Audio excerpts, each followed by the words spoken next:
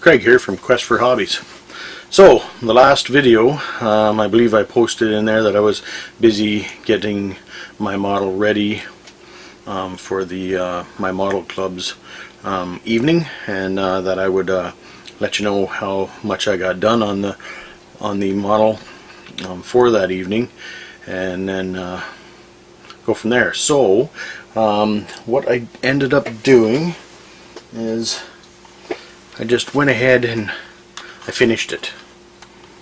It's done. I'll show you in a little bit more detail on it anyways in a little bit, but yeah, so what I end up getting done on it for the model club is I have everything you see here, engine and everything in there. The only thing I didn't have done for my my club was all the rear end stuff and all the front end stuff, and then a little bit of detail in the engine I didn't have done, but other than that it was mostly done. I almost got there, but I thought I'd go ahead and finish it, and then in this final update video show you what it actually looks like.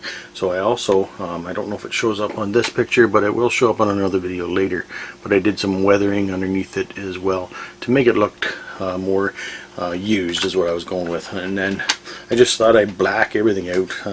Not a whole lot of chrome on it, but it looks pretty good. So I'm quite happy with it. So I will show you in a few minutes a little walk around with the car, and then we'll end with some final pictures that I have taken on the car. So once again, here, this is my first actual completed model in a long time. It's been quite a few years coming, but finally I think I've got there. Got it done now, so I've got the itch. So gonna be building some more. So saying that, today I went to model show in close to my area, and while I was there, I went and I picked up a couple more models. Not sure when I'm going to get them built or anything at this point in time yet, but I do have them. And so what I ended up getting here was 1968 Plymouth. Made by AMT, 1/25th scale.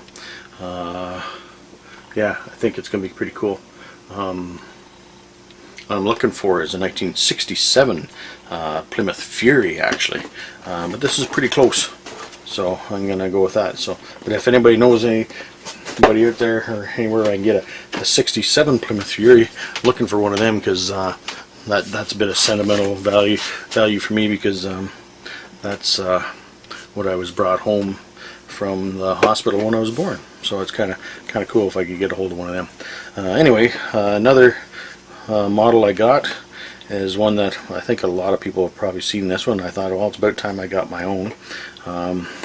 This model's made from Lindbergh, 1/25th scale, and it is a model of the Little Red Wagon. So kind of always thought that'd be cool to get one of them as well. So now I have one. Gonna build that sometime. Might do that as a little video as well on the building of the Little Red Wagon, my own little one here. So anyways, kind of cool. That's all I picked up, but I'm pretty excited to get going with them sometime. So anyways, without further ado, I will do a little walk around of the car on the bench, and then finish up with some pictures, and that'll be my final video for the 1956 Chrysler 300 build. And once I figure out what the next model is going to be that I will video, I'll post that, and yeah, we'll go from there and have some fun with that. So anyways, let's get at her. We'll do the walk around now. Alright, we're going to start with the front. The front grille looks nice, lights are in, bumpers on. Got the little decal on there in the Chrysler. the hood. So before we get past the hood, I'll just lift that off. And then here's the engine. So you can see how detailed the battery. Got the windshield washer bag. A couple hoses for the air breather. Heater hoses. And around here, oh yeah, I got the rad indicator. Let's see if I can get down in here, but I've got the fan and everything in there too. I think it's looking alright. Down in here is in the interior. Don't know how well that's gonna light up. Let me just try and get this other light I have here.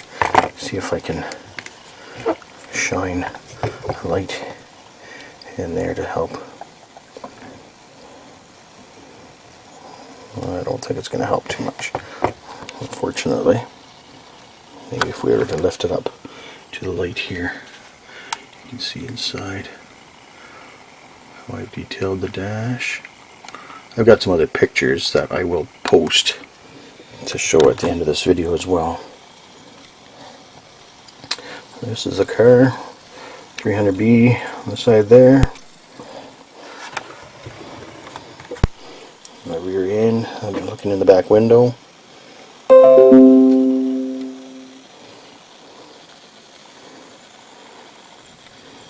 You can see the light on the right. I screwed up a little bit and I ended up getting a little red tinge on that, but oh well, that's the way it goes sometimes. This is the driver's side. I think it's looking alright. And then also I did the weathering underneath. Make it look used.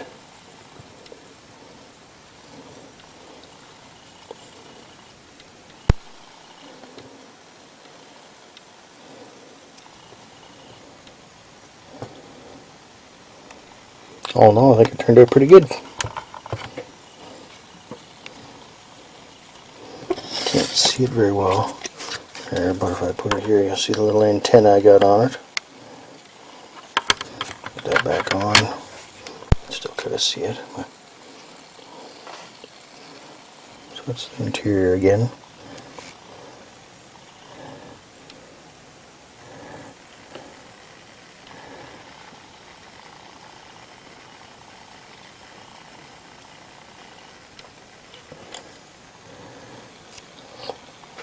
I think that's it. Not much else I wanted to show in that, I don't think. I think it turned out pretty darn good. It's my Chrysler 1956 Chrysler 300b. Alright, one more little video I wanted to do here to add to this this video before I close it out is just wanted to show you kind of how I kept track of things while I was building the model. So what I did was I photocopied my instructions, and as I went through, as you can see, it's highlighted in yellow. They're all done there. So as I went through, I highlighted each section as I put it on the model, and then when it was done, I put a stroke through. So once I had a stroke through everything, I knew I was done. So, but anyways, this, as I said, was a Mobius models, 2013 I think it was made, and I found the instructions to be pretty good, pretty detailed. Of course, there's some things you gotta look at a little bit to kind of figure out where does it actually go, but all in all, it was pretty good. Only one issue that I did find while building it, and it's not a big issue at all really, because there's only one way to do this, and that was on the instructions here I found for the valve covers. I show the one here, the one over here. This one is left valve cover number 39. This one is the right valve cover number 40. When I looked at the sprue, I noticed that it was reversed on the sprue. But as I said, there was only one way you can put these on anyways, because if you can see in here, I don't know if that's going to show up or not, but if you can see in here, it's a little pin and a bigger pin on there to hold it down. So, and this one is different as well. So there really is only one way they'll go on. So you can't go wrong anyways. So like I said, no big deal. Other than that, I found the instructions to be really, really good to do. Now, building the actual car, I didn't have any major issues either. Everything fit fairly well on it, putting it together.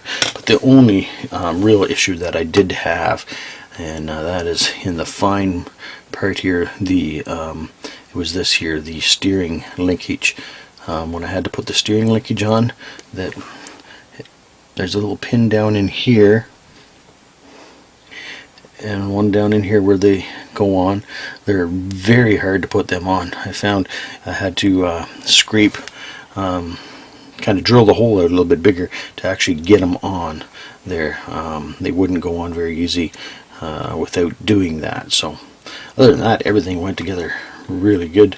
I did screw up a little bit on the drive shaft too, because when I cut it off the sprue, I think there were supposed to be the little pins on here. It didn't look like that was the case when I cut off the sprue, so I ended up cutting the pins off. So therefore I had to glue it on in such a way that to hold it there without the pins, because the pins would go inside the transmission there and the rear differential to hold the drive shaft on. Other than that, I didn't really have any issues with putting the model together at all. It seemed to go pretty good.